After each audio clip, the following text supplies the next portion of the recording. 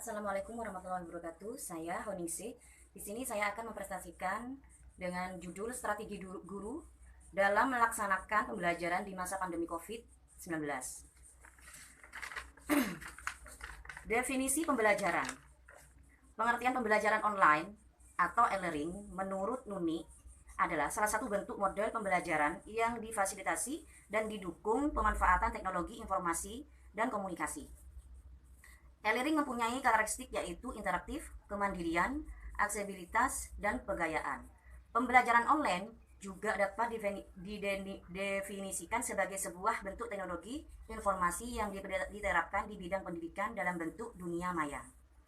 Pembelajaran online pada hakikatnya merupakan satu pembelajaran yang menggunakan pemanfaatan teknologi informasi dan komunikasi dalam menyalurkan kegiatan pembelajaran antara guru dengan siswa. Penggunaan pembelajaran online bertujuan untuk meningkatkan efisiensi dan efektivitas pembelajaran. Pembelajaran online merupakan suatu model yang memusatkan siswa dalam pelaksanaannya. Dengan ini, siswa dituntut untuk belajar secara mandiri dan memiliki tanggung jawab terhadap setiap proses pembelajarannya. Karena pembelajaran online dapat dilaksanakan di mana saja dan kapan saja, tergantung dengan alat yang tersedia. Melalui pelajaran online, siswa-siswa dan penggali informasi dan materi pembelajaran sesuai dengan silabus yang telah ditetapkan oleh guru. Pembelajaran online membuat siswa memiliki informasi yang tak terbatas, karena mereka dapat mengakses informasi dan berbagai sumber yang sesuai dengan materi pembelajarannya. Kegiatan yang dapat siswa lakukan pada pembelajaran online bisa berupa diskusi online dengan yang ahli pada bidangnya. Dapat pula melalui email atau chatting. Diterapkannya sistem pembelajaran online diharapkan dapat mencapai hasil akhir pada proses pembelajar dengan baik, dapat memenuhi tuntas belajar, dan tetap menjalankan kegiatan pendidikan di tengah pandemi. Bahan pembelajaran online yang diberikan guru menentukan hasil belajar siswa dari siswa. Bahan yang diberikan dengan baik dan profesional akan menunjang kegiatan belajar siswa dengan efisien. Penyusunan bahan ajar oleh guru juga harus memperhatikan dan penggunaan alat multimedia. Bahan belajar dapat berupa teks, gambar, grafik, animasi, simulasi, audio, dan video.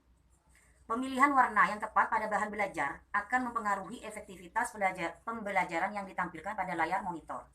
Hal ini dapat menjadikan pembelajaran online sebuah belajar yang menarik, berkesan bagi siswa. 2. Strategi pembelajaran.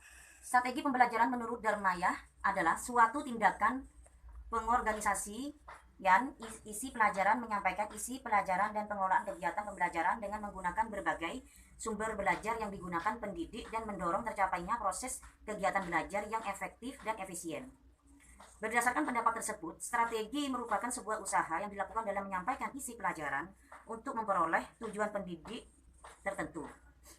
tertentu, seperti meningkatkan hasil belajar siswa ataupun menciptakan suasana belajar kelas yang efektif dan efisien.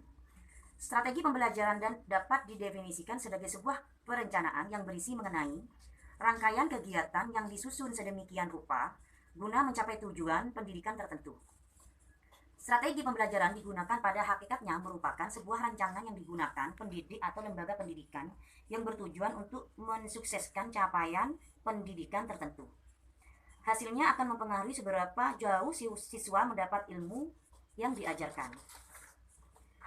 Terdapat dua hal yang perlu dicermati mengenai definisi strategi pembelajaran, antara lain menurut Ahmadi, yaitu yang pertama, strategi pembelajaran merupakan suatu rangkaian kegiatan dalam menggunakan metode belajar dan kegiatan memanfaatkan sumber daya tertentu dalam pembelajaran. Hal ini merupakan suatu penyusunan strategi yang masih dalam tahap rencana kerja, belum tertuju pada sebuah tindakan kegiatan. Yang B, strategi yang disusun guna meraih suatu tujuan. Penyusunan strategi pembelajaran digunakan untuk mencapai tujuan tertentu. Dalam penyusunannya yang berisi tahap-tahap pembelajaran, pemanfaatan fasilitas belajar, dan sumber belajar ditunjukkan agar tercapai suatu tujuan. Supaya dapat melaksanakan strategi pembelajaran dengan efektif, terdapat beberapa unsur strategi dasar antara lain. 1. Menentukan spesifikasi dari kualifikasi perubahan tingkah laku. Tujuan selalu dijadikan sebagai pedoman dalam merancang dan melaksanakan pembelajaran.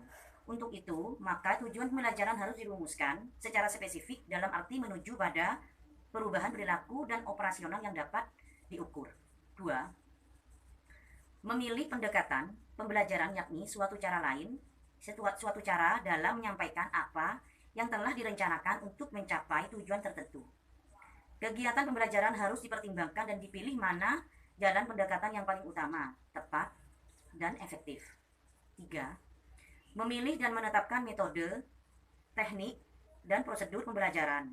Metode yakni cara yang dipilih untuk menyampaikan bahan sesuai dengan tujuan pembelajaran. Teknik yaitu cara untuk melaksanakan metode dengan sarana penunjang pembelajaran yang telah ditentukan dengan memperhatikan kecepatan dan ketepatan belajar. Kemudian merancang penilaian remedial dan pengayaan. 3. Hasil belajar.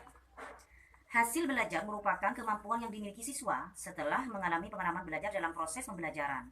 Prestasi belajar ini pada hakikatnya yakni suatu hasil yang didapat oleh seseorang setelah melalui kegiatan belajar tertentu. Hasil belajar biasanya diberikan dalam bentuk angka, simbol, huruf, maupun kalimat.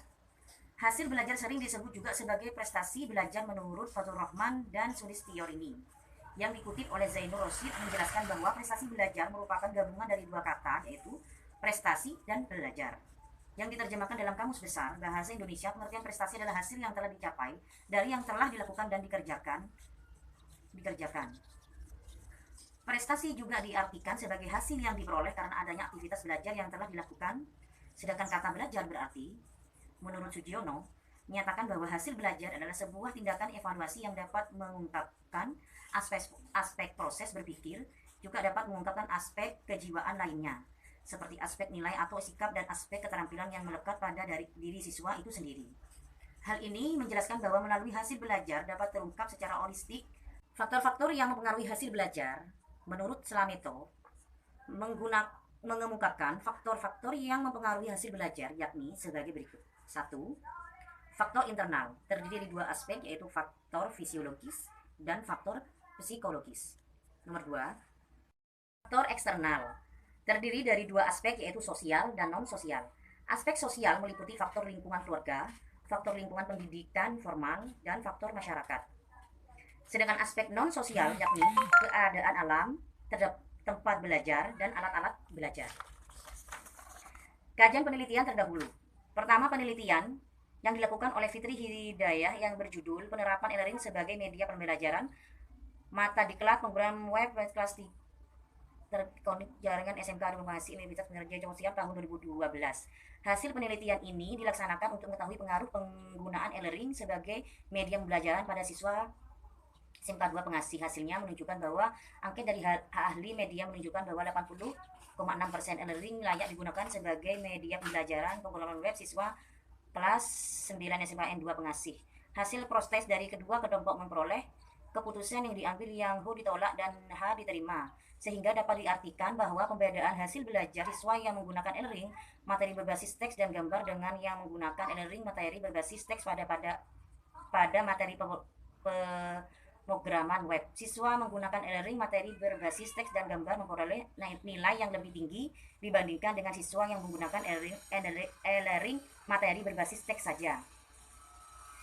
Kedua, penelitian yang dilakukan oleh Desta Putra Wijayani yang berjudul E-Learning di SMP Negeri 10 Yogyakarta, Universitas Negeri Yogyakarta tahun 2015. Penelitian ini menunjukkan hasil bahwa kebijakan yang melatar belakangi E-Learning berasal dari kebijakan Resentra tahun 2005-2019. Resentra tahun 2010-2014, Rencana Pembangunan Jangka Panjang RPJP tahun 2005-2025 Diknas, serta menerapkan kurikulum 2013. Penerapan E-Learning dilihat dari segi SDM, masih sedikit melaksanakannya, masih meminimnya bahan ajar dan materi pembelajaran. Pelaksanaan E-Learning sudah baik dilihat dari segi infrastruktur, hardware, dan software yang terdapat di sekolah. Implementasi E-Learning belum berjalan dengan baik karena masih terdapat permasalahan sehingga mengakibatkan adanya kendala. Faktor pendorong dalam pelaksanaan E-Learning adalah motivasi dalam penggunaan dan pengaplikasian internet sangat besar, baik dari kepala sekolah, guru maupun siswa. Sarana prasarana sudah cukup. Faktor penghambatan adalah kemampuan guru yang terbatas. SDM yang belum optimal, belum adanya website, e-learning, dan kesadaran semua pihak dalam jenis penelitian. Penelitian yang disusun oleh penulis ialah deskriptif dalam pelaksanaan menggunakan pendekatan kualitatif. Penelitian deskriptif merupakan suatu penelitian paling dasar yang bertujuan untuk mendeskripsikan suatu fenomena yang terjadi, baik fenomena yang bersifat alami maupun fenomena buatan manusia. Penelitian deskriptif yakni sebuah tindakan yang pelajari mengenai bentuk, aktivitas, karakter, hubungan, perubahan, perbedaan, dan kesamaan dengan suatu fenomena lainnya. Hasil yang diperoleh dari tindakan penelitian ini dapat menemukan temuan-temuan yang penting sebagai contoh sebuah temuan mengenai sistem tata surya, tanaman yang tumbuh, kehidupan seorang terhadap lingkungan, dan sebagainya. Permasalahan dalam suatu penelitian dapat dilakukan suatu tindakan untuk memecah permasalahan tersebut, yakni dengan adanya informasi dengan penelitian deskripsi dapat digunakan untuk melakukan pengumpulan dan data informasi. Terdapat beberapa macam informasi yang digunakan untuk mengatasi permasalahan dan dalam penelitian. Informasi yang pertama yaitu tentang keadaan saat ini. Bagaimana keadaan yang kita hadapi sekarang ini?